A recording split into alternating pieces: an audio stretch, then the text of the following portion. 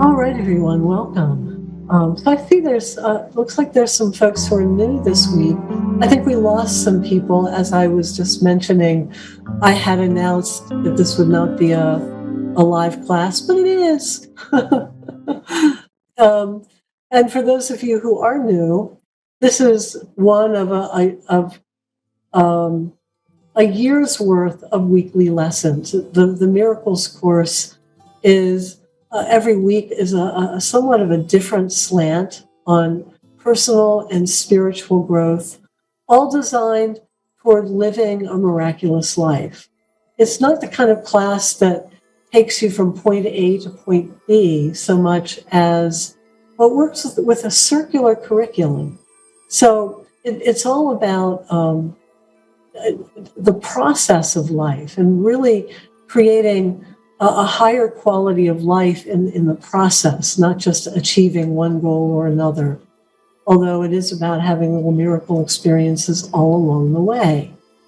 Now, every class is more or less of a complete experience, so you can drop in and feel like you're getting a complete experience without coming in on the middle of something. At the same time, each week builds upon the next, and we work with a seasonal theme. So the spiritual work is set in the context of whatever season we're in. Right now, in the winter season, which is one of the darker times of the year, we're really working with the light that's been returning since the winter solstice, little by little. It's still cold, it's still dark out. And a lot of our attention has been focused within, looking at our connection to our inner guidance, just exploring that phase of life that is about the void of living empty, kind of like the barren season of nature. And even exploring our connection to God and what exactly is God to us. So this week, as kind of a fitting follow-up to last week's meeting with God, if you missed that and you want to go back and review it, I'll tell you how you can do that with the recording when we're done. But this week, our spiritual journey takes us into the practice of prayer. Now, this is not the only lesson in this curriculum on prayer.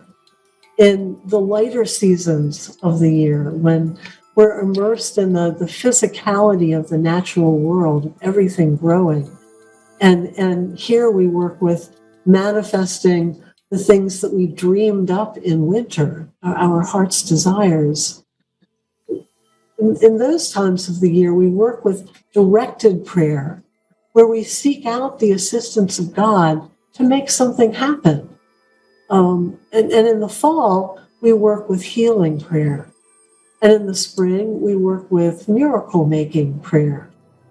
And many of the themes touched upon this week appear in these lessons at other times of the year, yet the way into prayer that best fits this time of year is different from any other. Because our work with prayer now, in this more internal void time of year, isn't about asking for something or creating something in the physical realm. Here, it's much more about being in relationship with God and knowing God as our beloved. In fact, all of next month, we'll be exploring the theme of relationships. So this is kind of a transition from being in the void to being in relationship. And it's important that we give attention to our relationship with God, because after all, in any other relationship, would we go to a complete stranger with our most intimate fears and hopes and wants and needs? No, more likely we turn to those for help in times of need and celebrate with those our accomplishments and high points. The people we turn to are the intimate, with whom we give and receive and share in ongoing relationship. So our focus this week is on becoming intimate with God. And a key element in any relationship is trust. When we're afraid to trust other people, we really create a prison of self-sufficiency that leaves no openings for people to prove themselves worthy of our trust. And our distrust becomes self-perpetuating because we're too afraid and disillusioned to ask for help. And we aren't willing to live in the uncertainty that exists between the asking for help and the receiving it. I mean, think about that. That is kind of a vulnerable place. I ask you for help and I don't know what you're going to say. It's kind of, can be kind of a scary place. And as we try to protect ourselves from letdowns and unpredictable outcomes, we also deny ourselves the possibility of unexpected gifts. And this principle holds true as we relate to God. If we control every step and refuse to make a move until we can see the next 10 steps down the path, if we refuse to ever live in uncertainty, we just don't leave much opening for Spirit to move in and guide us.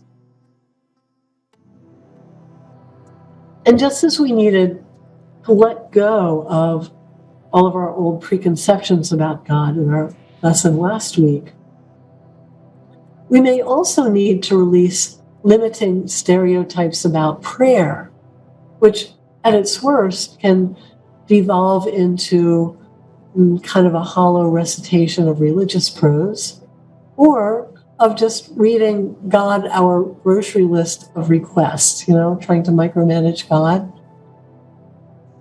Really, prayer is a conversation. It's personal and it's intimate, and the very act of it reminds us that we're not alone. And as we touched upon last week, there are countless ways to conceive of God.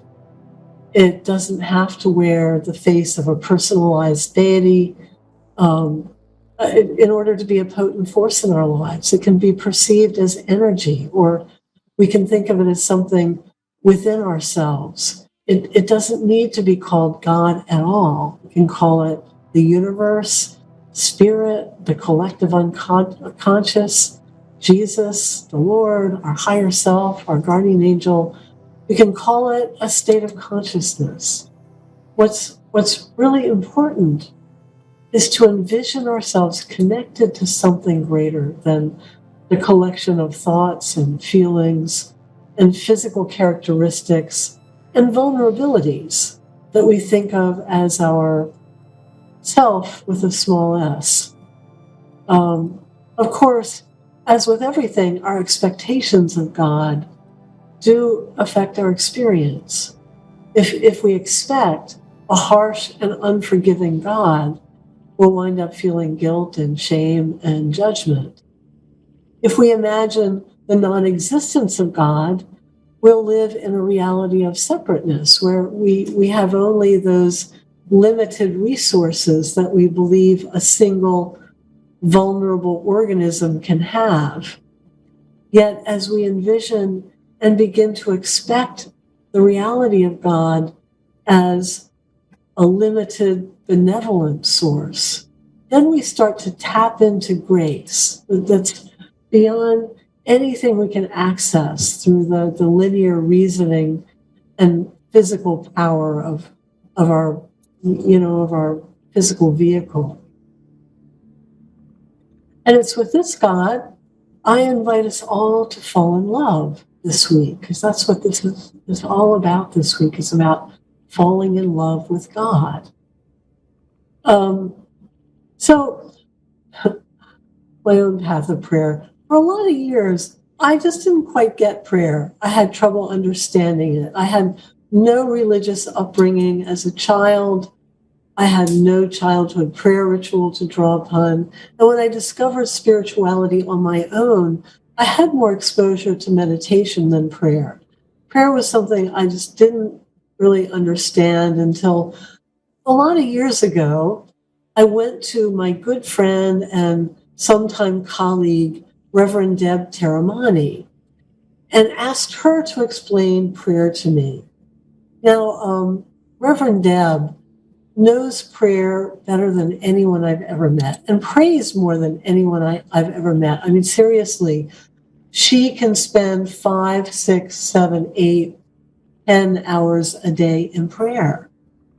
No kidding. That really is her path. And she was raised in an Italian-American family, complete with an Italian immigrant grandmother who spent hours a day on her knees in prayer in a special room of her house that was just dedicated to God and to prayer. And Deb began a life of prayer by her grandmother's side and continued the practice all her life, even as her spiritual beliefs broadened and over the years took more of a metaphysical bent. And when I asked her to explain prayer to me, she gave me kind of the Prayer for Dummies quick lesson, where she taught me this fourfold path. And the structure of the fourfold path she drew from her Catholic upbringing. So any of you who are raised Catholic may find it familiar. And the meaning of it, however, evolved from her more eclectic understanding of her adulthood. And I've used it ever since, adding a bit of my own slant to each path. It forms the acronym ACTS, ACTS. Any of you good Catholics out there, I'm guessing, have heard of this. And each step offers a deepening of our relationship with God. And even if you've worked with this format before, the way I'm going to explain it tonight might give a whole new twist to it. Now, of course, there are countless paths into prayer. This is just one way to start the conversation, not the only way, but it's the way we are going to play with this week. Because I just think it's kind of fun and I think it works. I think it's deep. Now, the A in this acronym stands for adoration. And the path of adoration is all about opening our hearts to loving and being loved by God. A prayer may, but doesn't have to, contain words. The act of adoration really is 100% feeling. And the adoration of God also includes adoring the God in each person. Mother Teresa, for example, made a life's work of adoration. As she offered love to the poorest of the poor, she lived by the words of Jesus, who said, "Whatever you did to the least of my brethren, you did to me." So she really saw Jesus in everyone she ministered to. And she put it succinctly when she said, when you know how much God is in love with you, then you can only live your life radiating that love. So anything that touches and lifts the heart can be a path into the spiritual state of adoration. Music can be a powerful vehicle for this, as can any words or thoughts or places or images that inspire your deepest and most heartfelt feelings of inspiration and love for God. And some find it easier to adore God in nature or in a spiritual sanctuary. Singing, chanting, dancing, drumming are all other ways of lifting the spirit to a place of adoration. And of course, any form of loving kindness to another living being easily becomes a path of prayerful devotion to God. If you've ever just, been at the grocery store and the person checking you out just looks like they're having a really hard day, and you just find some way to just smile at them in a really genuine way, even saying, "You look like you've had a long day. Like, I just so get it," so that they smile. I mean, that can be an act of adoration that just completely goes back into your own heart. Those kinds of small acts can be real especially when we do them with intention, when we really dedicate them to God and calling forth and seeing the God in each person, can be a beautiful path of prayerful adoration. Now, if the experience of adoration eludes you, instead of doing the adoring, imagine God adoring you and just feel yourself completely surrounded by the deepest, most unconditional love you can imagine. So the letter C in this acronym, ACTS, stands for contrition. And this one gets misunderstood a lot, I think. Contrition, at least as I am defining it, as we're working with it here, is the act of acknowledging any aspect of your perception that has become separate from God. And that's for the purpose of releasing that separateness. So contrition is a heartfelt apology to self and others for seeing faults and failings instead of the perfection that God sees in us. It's about acknowledging the ways we've acted from fear instead of love and the hurtfulness of these acts. The one thing contrition is not, it's not about self-blame and guilt. It is about rectifying hurtful perceptions and actions. So it's a path of compassion and healing, not one of punishment and blame and shame. It's also an opportunity to let go of being right. You know, in the fall quarter, we dedicated a whole lesson dedicated to releasing separateness and the miracles that follow when we relax our position of self-righteousness to simply say, I'm sorry. The act of contrition suggested here is raised to an even higher octave as we release our stand, not just against each other, but against God. So here are a few practices that give some examples of what prayerful contrition is. One example might be to take a daily or monthly or life inventory of our fearful perceptions and actions, and then just turn them over to God to be healed. Another one, and this is for any of you who've ever read Louise Hay, this is kind of a Louise Hay thing. Look in a mirror and apologize to yourself for self-critical thoughts and for seeing anything less than your own perfection. Louise Hay was really big on mirror work. She was a fan of having people look at themselves in the mirror, say, I love you, Lynn, just the way you are. And this is really about looking at yourself in the mirror and forgiving yourself and seeing your innocence, letting go of your critical, judgmental thoughts, and seeing yourself as God does, as innocent and completely worthy of love.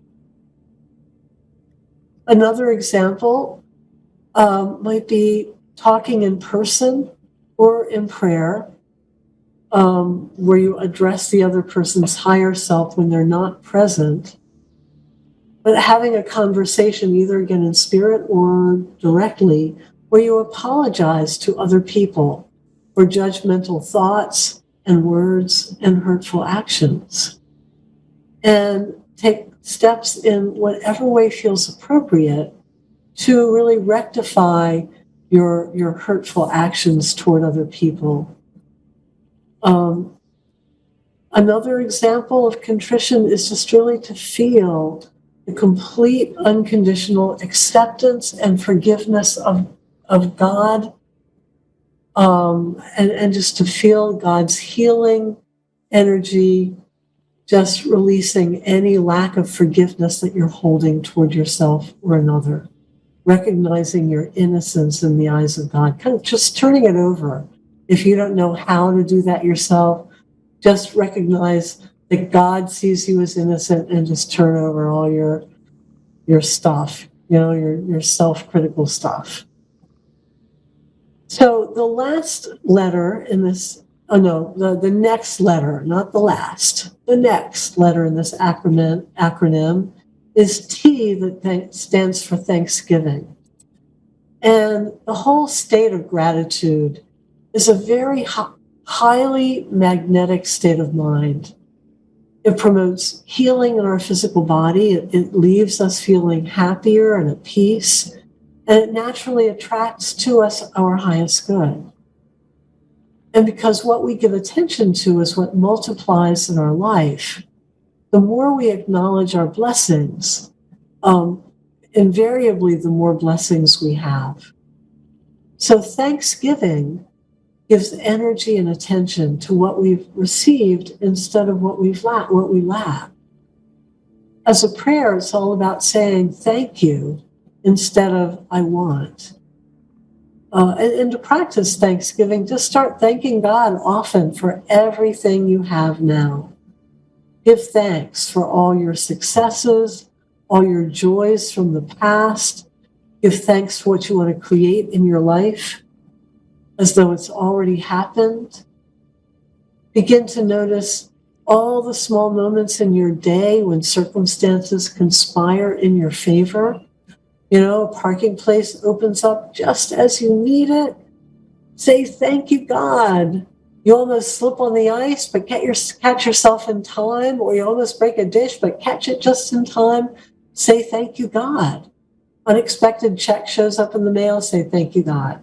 Just really acknowledge all of these little things as something to give thanks for. And at the end of each day, then take a moment to review the blessings you've received. It's a good way to put yourself to sleep at night.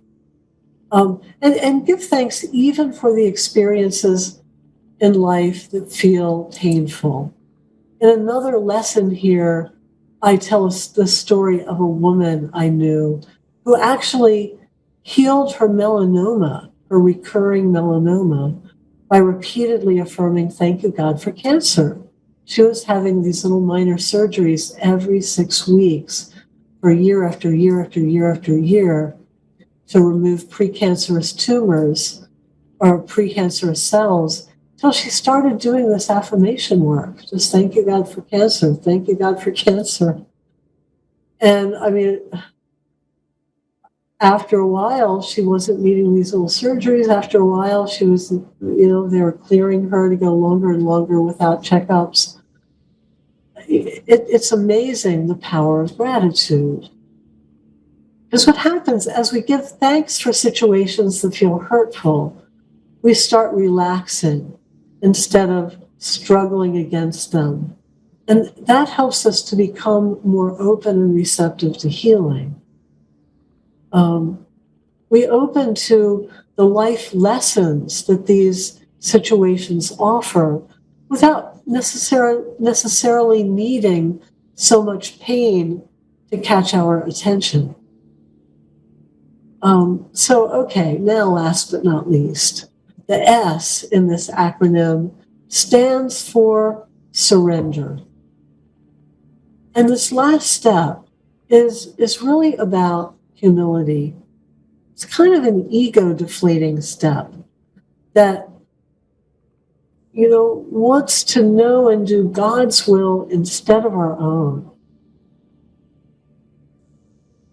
It's when we admit our own powerlessness in the face of God's power.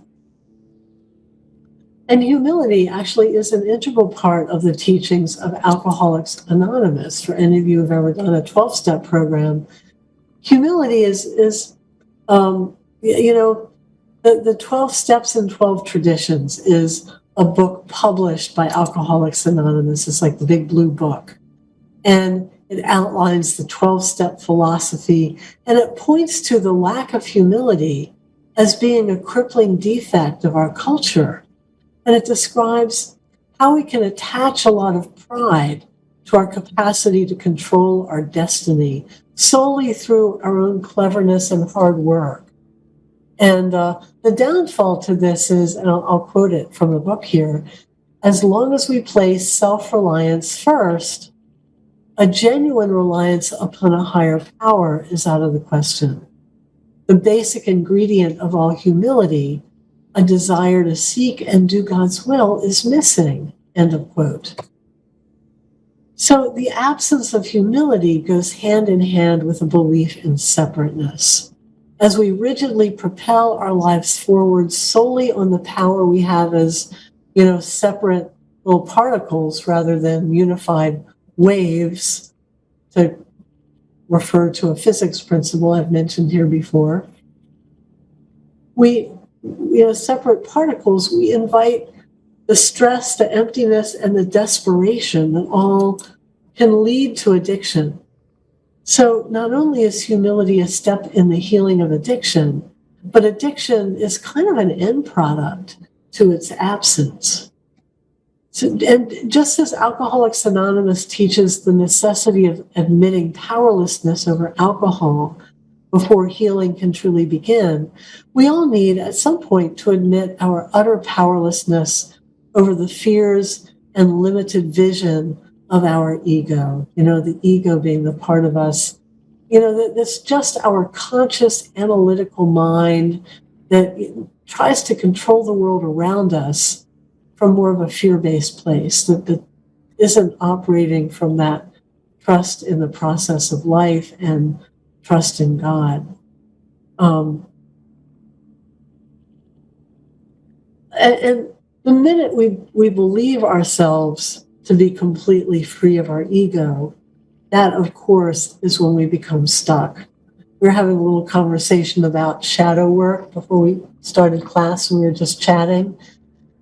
The ego, is really tied to that dark, shadowy part that is unconscious. And anytime we think, okay, I've completely let go of my ego, that's when something unconscious just really comes at us from behind and kicks us in the butt and pulls the rug out from under us and starts running our life in a way that we suddenly feel out of control, where before we were very smugly thinking we had it all handled. One thing about surrender is that it invites us to look at where our attachment lies. Wanting something and feeling a desire to have or do or be something, that's really a powerful thing. Where we have passion and desire, we have creative energy. However, we lose power when that desire becomes attachment. In other words, when the feeling of, oh, I want that, that would be wonderful, becomes the feeling of, oh no, what happens if I don't get it? I can't live without it. I can't be okay with it. I can't be happy without it. I've got to have it, got to have it, got to have it. That's attachment. So instead of being fueled by the excitement of creating what we want, suddenly we're controlled by the fear of not getting it. And then we stop being open to the highest possible outcome because we become so fixated on the only outcome our fearful ego mind can imagine. So to practice surrender, just try working with the really simplest of prayers. Thy will, God, not mine. Try saying this many times a day, especially when life isn't going according to your ego's plan. Just say this prayer, thy will, God, not mine. Thy will, God, not mine. And breathe deeply. Thy will, God, not mine. Let your body relax. And just imagine that a better way is about to open for you because you've handed the reins over to God. And as an exercise, try mentally or in writing, listing all the things you're attached to, those things like, gotta have it, gotta have it, gotta have it. Just, play with that. We've kind of worked with that some here in the past. But just, pay attention to that. And in fact, let's do that a little bit now in a little reflection. So why don't you all just close your eyes for a moment. Just take a deep breath or two. Your body relax.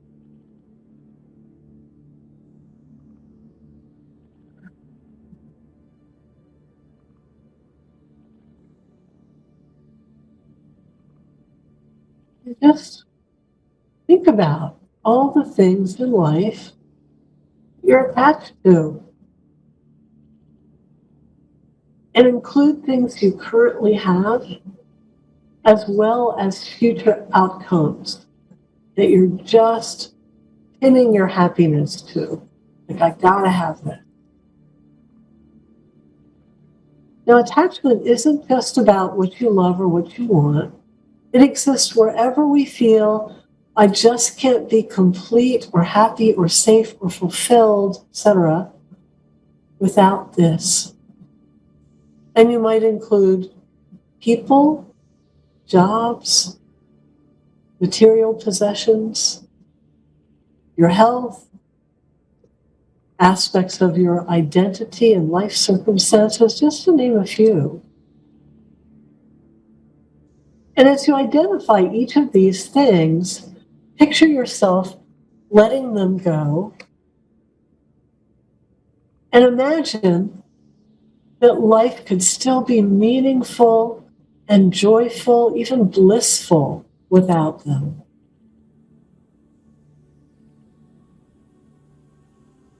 Imagine turning your life path completely over to God in absolute trust that whatever plan Spirit has in store for you is infinitely better than anything your ego mind could dream up. That if you are truly willing to surrender to God's plan, there are miracles unfolding. Things you can't even imagine yet. So see if you can just experience that for a moment. Just imagine yourself just falling back into a flowing river. You don't sink into it, you float, and that river just carries you. You don't know where it's going, but you know you're absolutely safe and that it's taking you somewhere wonderful. Just imagine what that would feel like.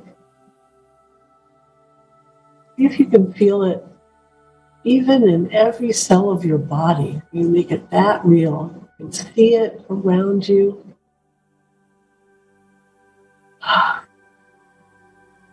And just bringing back some of that feeling of surrender and relaxation and trust. Just open your eyes again. Take a breath.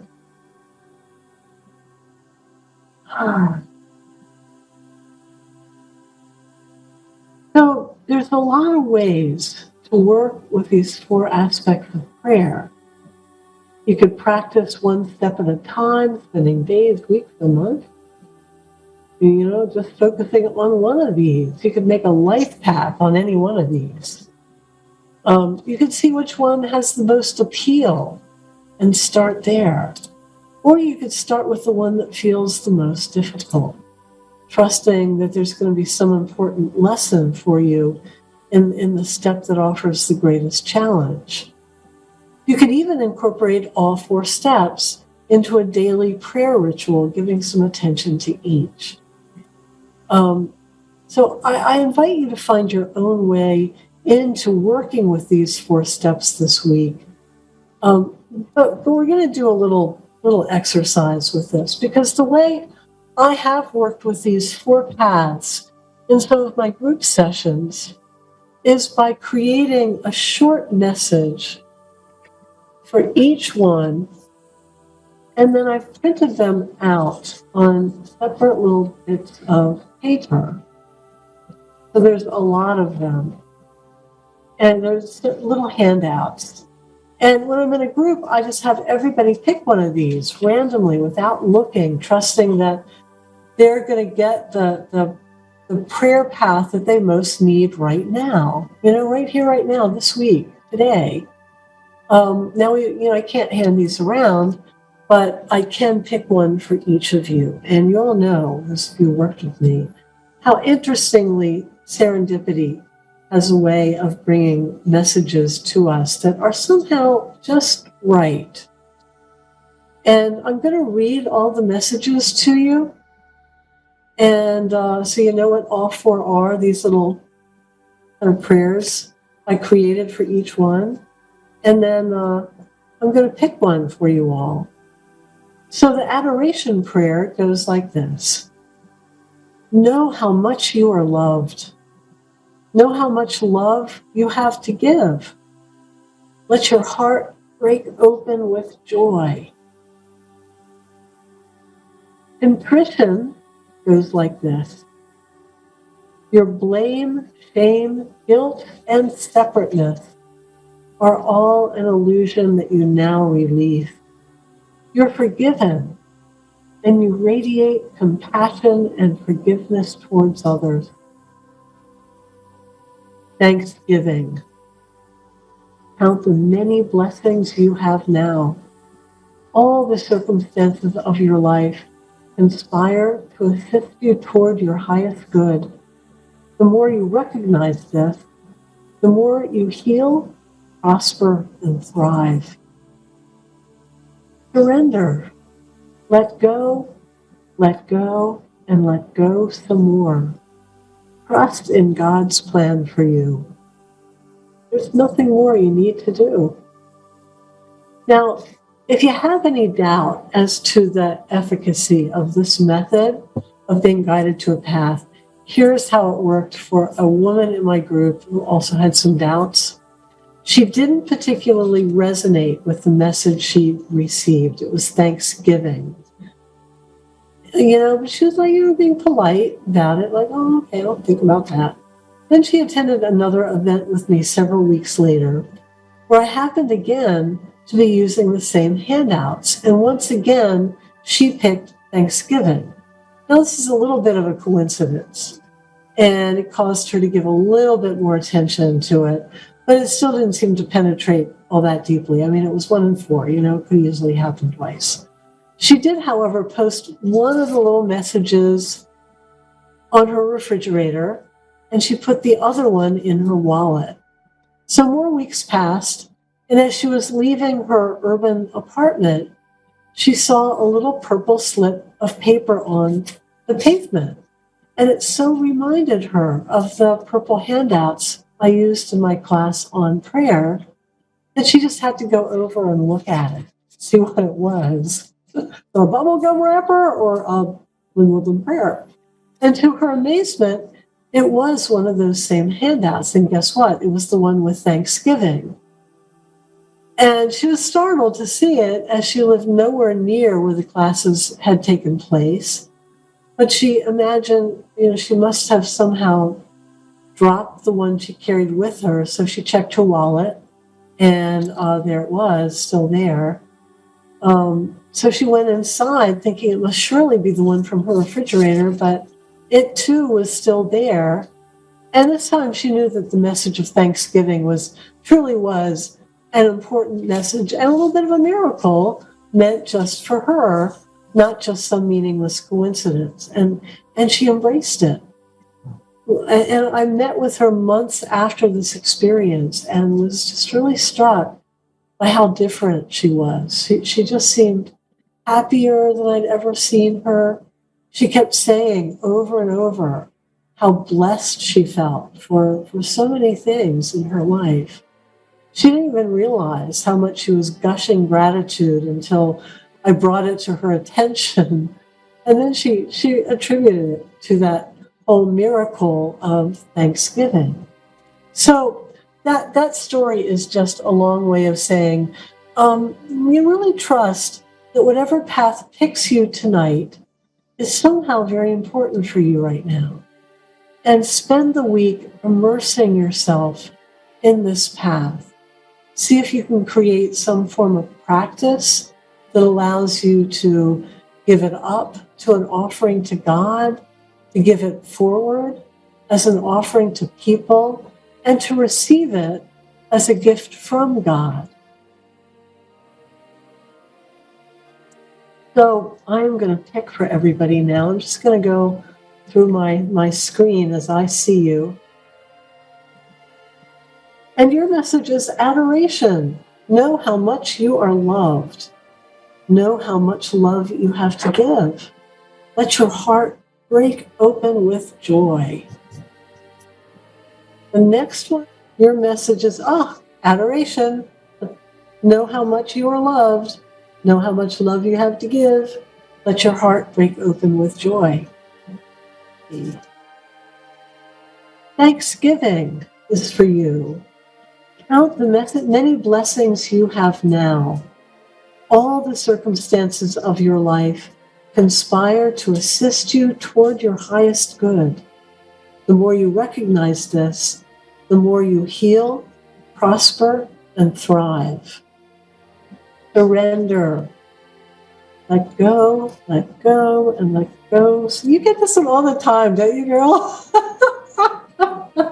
Let go, and let go some more. Trust in God's plan for you. There's nothing more you need to do. Yeah. Let go. You're next. Contrition. Your blame, shame, guilt, and separateness are all an illusion that you now release. Poof.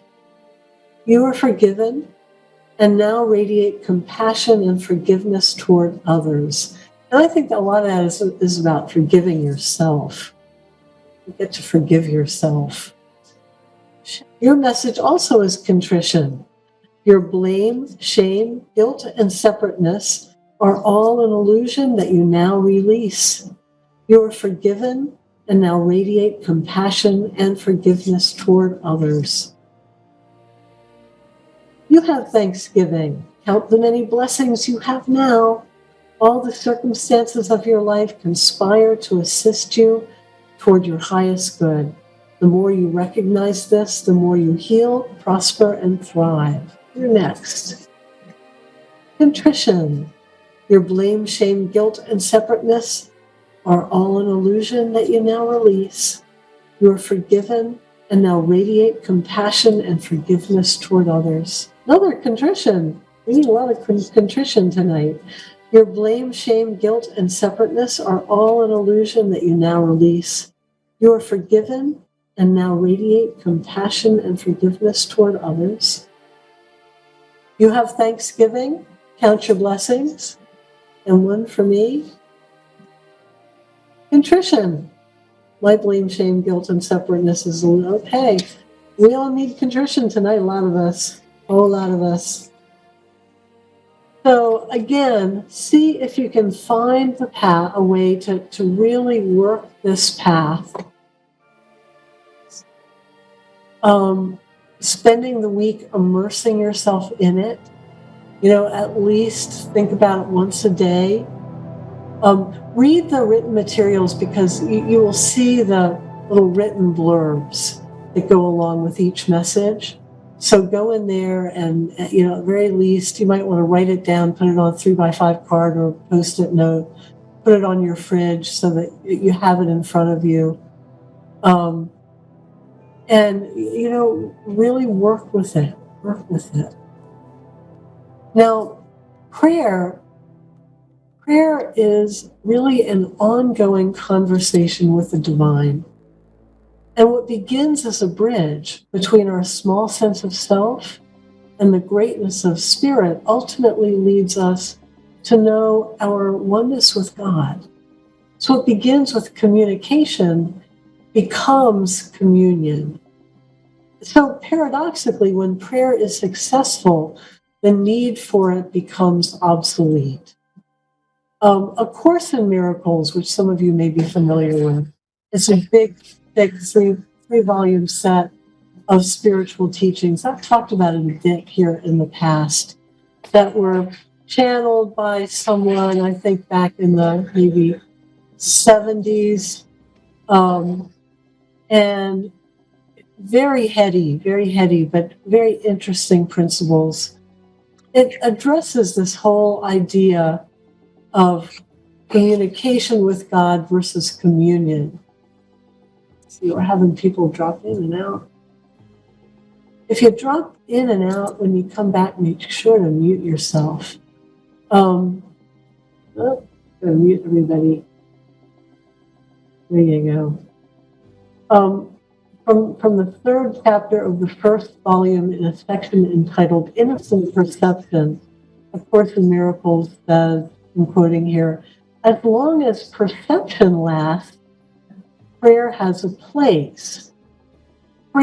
Perception rather, is based on a separate state, so that anyone who perceives at all needs healing. Communion, not prayer, is the natural state. That's a little heady, but in other words, as long as we perceive ourselves in relationship with God, instead of simply being one with God, we're in a state of separation and in need of prayer.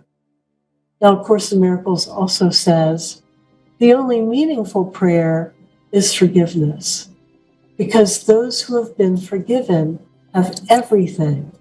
The prayer for forgiveness is nothing more than a request that you may be able to recognize what you already have, end quote. And it says that what we already have but have lost, is lost the knowledge of, at any rate, is that, I'm quoting again, you yourself are a miracle of God, and that God and God's miracle are inseparable. So in other words, as long as we don't fully recognize that we are God, we need prayer as a way of being in relationship with our perception of God. It is a way of creating connection. And the more deeply we go into prayer, the more it brings us to that state of recognizing that we are God, which becomes communion. And this whole month has been a whole immersion in paradox, where emptiness becomes fullness. It's been a little out there that way. Some months are a lot more, experiential. Next month, it's going to be a lot more down to earth, like let's get our relationships in order, that kind of thing. This has been a little bit more like, what is God? How do we connect with God? What is the nature of paradox? What do we know? What do we never really know? So to conclude, this kind of paradoxical month where emptiness becomes fullness, where not knowing leads to the truth, where turning our attention deeply inward ultimately connects us to all that is, we need to recognize that prayer is both a path of God to God and a way of separating ourselves from God as well. And the most successful prayer makes itself obsolete as it leads us to the experience of being the God to whom we pray. And this state isn't one we can guarantee getting to just by praying enough. It's more an experience that comes in wordless moments again and again. And it's a choice we make in each instant and every time we choose it. It's and the minute we try to define it, we've started moving out of the experience of God and into our analytical mind. So, we're now ending the 5th month of our journey through darkness that began at the fall equinox. And in that time, so we're getting to a big turning point here. In that time, we've experienced death and beyond, and all about, a loss of control and wrestling with the submerged demons of our own shadow and the hero's journey of inner mastery. And in the emptiness that results as all things die, we found spiritual renewal and cultivated a whole new sense of comfort with a never-ending stream of paradoxical, seemingly opposing realities. So now in the season of midwinter, as light is gaining momentum, building to overtake the dark, the season of darkness is starting to give way to a season of dark and light in equal measure. We'll get there in March. And it's a time to resolve the paradoxes they create. And here I'll quote again from A Course in Miracles that says, what do you want? Light or darkness? Knowledge or ignorance are yours, but not both. Opposites must be brought together not kept apart, for their separation is only in your mind. Bring to God every secret you have locked away, open every door, and bid God enter the darkness and lighten it away. End of quote. And really, this has been our work of the last 5 months. And with that foundation laid, the time for communion is here. And that's where we're going next. Now, no matter what you consciously believe to be happening in the following meditation, consider that something unfathomable is taking place. Each step we've taken along the way has readied us for this very restorative communion with God. And it's this oneness that restores our hearts to love one another, which of course will be our focus next month.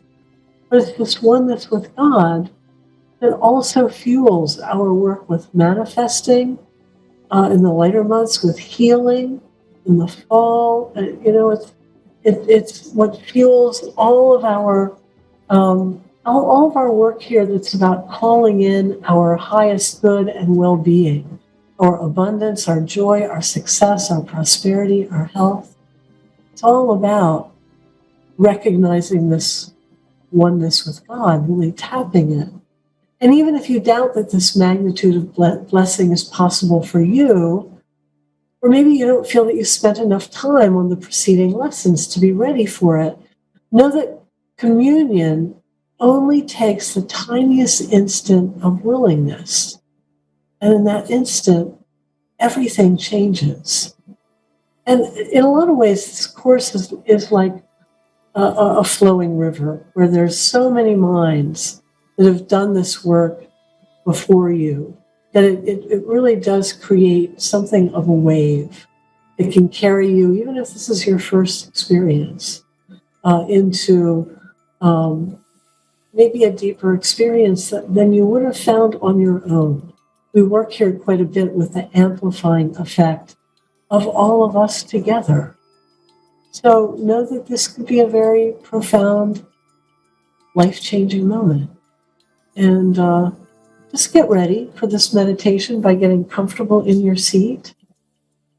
Just close your eyes, quiet your mind with some deep, full breaths.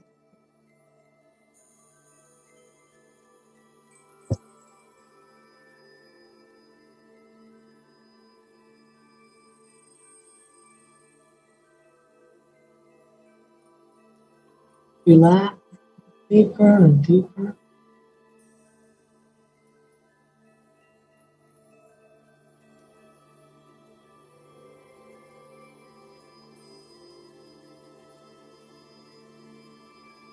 And softly to let your awareness expand to include your higher self, the beautiful, radiant being of light that is your true self, and greater than your ego mind. And see the higher selves of other students in this program now joining you. Other Miracles course participants. We've all gathered together beyond the illusionary limits of space and time to realize our oneness with God.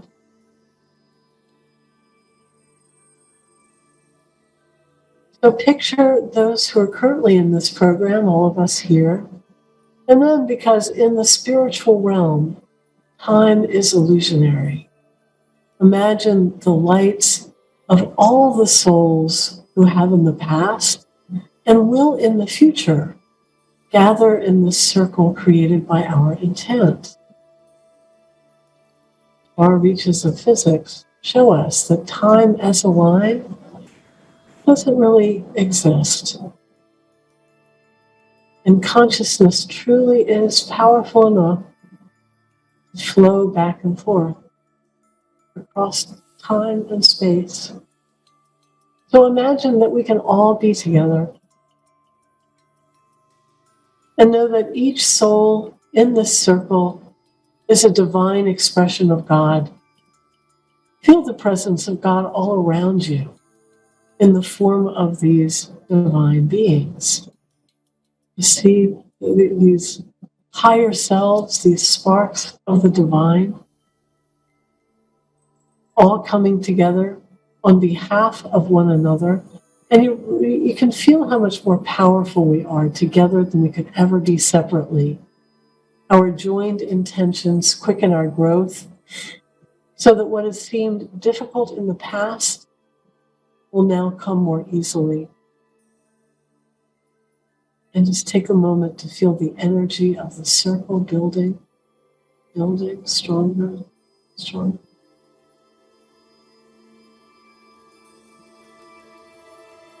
And just allow your own image of God to be with you, to be present. God as you imagine it. An experience of God that is particularly powerful and personal to you. Call it by whatever name is meaningful, whatever image is powerful. And open your heart in adoration to this spiritual presence. And really feel God's love embracing you, reminding you that you are never alone, that you're deeply, deeply cherished.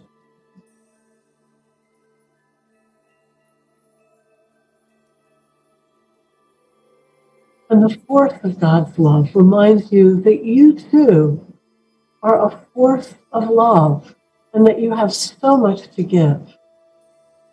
Just let your heart break open to the flood of love. Take it in, letting it melt away walls of fear, and then send it on. All those you personally would like to heal with the power of God's love. Just picture all the people in your life you would like to send a healing wave of God's love to.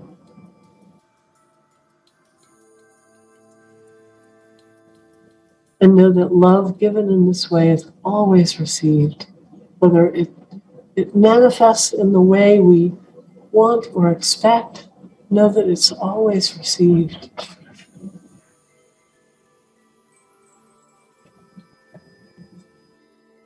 And in this overwhelming wash of love, you know yourself to be innocent and lovable. You forgive yourself unconditionally and are able to see the innocence of all those who you thought had hurt you. You understand that the true part of yourself has never been harmed or committed harm.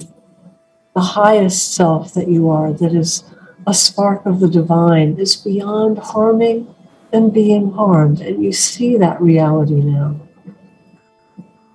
So you radiate forgiveness and compassion to those you love, as well as those from whom you've withheld love in the past.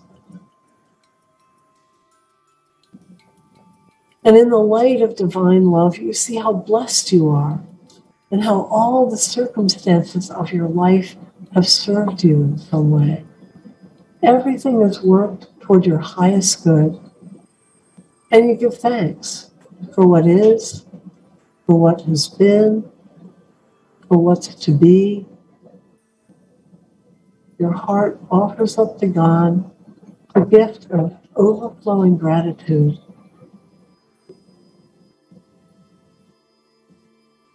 And knowing that God is here with you always, that you're never alone, you relax. You relax and surrender to Spirit's plan for you.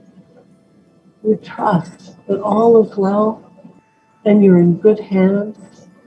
So you release all fear.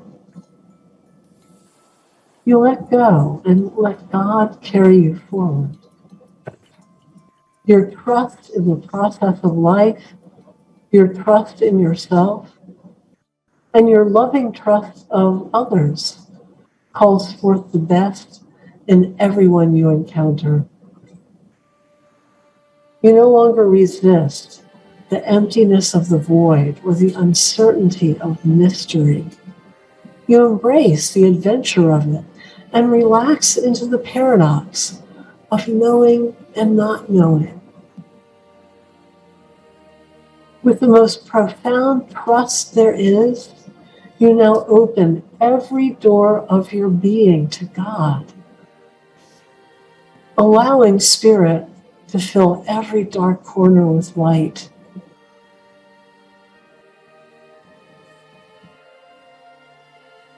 And in absolute surrender, God fills you until there is nothing left of you. There's only God. Everywhere you are is God. Everything you see is God. Every thought is God. Every act is God. There's nowhere and nothing that God isn't. And there's no separation in God. There's no paradox in God, only resolution. There is no prayer, only communion. And no words, only now.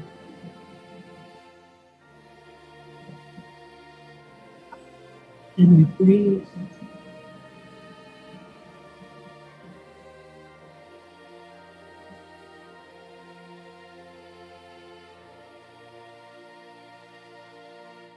And as you're ready, just start to come back ever so gently.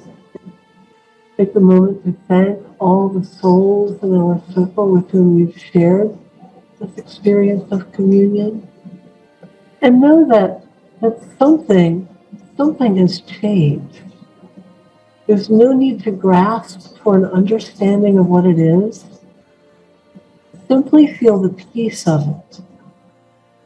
And take it with you into your evening, into your week. Just really be aware of your mind having been cleared and your body rejuvenated. Just come all the way back with some deep, full breaths. Return to a normal waking state, feeling refreshed, alert, awake. And open your eyes.